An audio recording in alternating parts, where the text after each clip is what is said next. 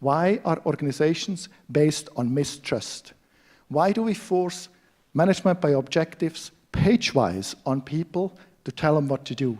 Why do we do page-wise job descriptions for people to tell them what to do?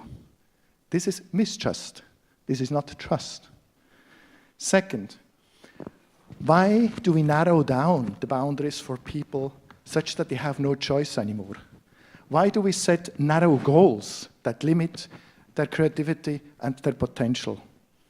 Third, why do we put sensors on mute?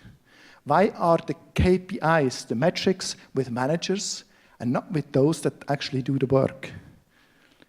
Third, why do we distract people when they don't perform or when something else comes up, rather than to help them to focus their attention on what actually matters? When you plan for the future here and you understand where you are today, kind of the way to get there is never a straight line. That's the simple message in there. It has nothing to do with the numbers in there. However, saying if you have a challenging environment, meaning that in a month, in a half year, in a year, things look different again, your plans are likely off. Okay?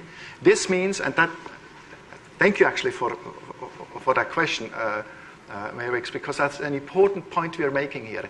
Your environment has so changed in the last years that the traditional ways of managing an organization kind of doesn't do it anymore. We have to think about new, faster, more flexible ways of managing. I have spent 1,500 days in military as an officer of as a commander of a mountaineering skiing troop, as I would call it, and we have learned that we have to get rid of some of the very rigid command and control stuff here, because we have intelligent soldiers.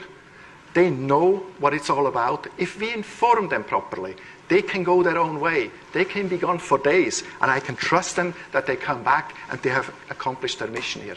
So even the military gets away from this straightway planning stuff here.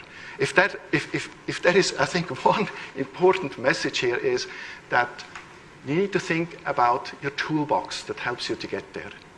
Okay? Thank you. So I'm going back to the toolbox here. Culture, this is a misperception all over the world here. People think that there is a screw somewhere in an organization that is called culture. And they just can go there, take the screwdriver, and improve your culture here. Well, has anybody done that yet? There is no such thing around here. There are two things that influence culture the most. When Richard Straub approached me to take on this assignment, and these things happened, I think that's quite normal between dinner and midnight on Sunday evenings. I said immediately, yes, of course. I mean, as a manager, that's the response that you're giving here.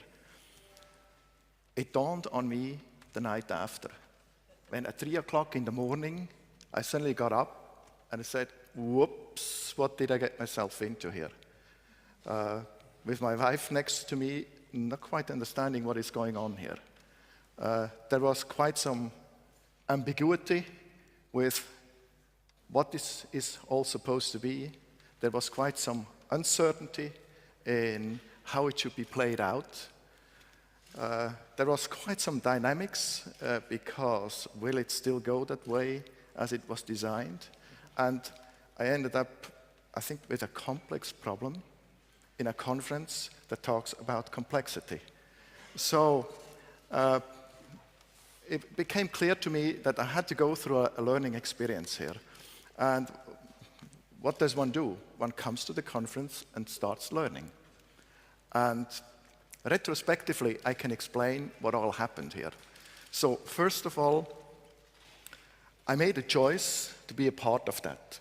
And that choice was very important to me because there was no way back. I took responsibility to do it. So one way for me to tackle, I think, that complexity was a choice. Second thing was awareness. From the moment he asked me a question, I started becoming extremely sensitive to the issues around complexity. And that helped me to deal with it tremendously here.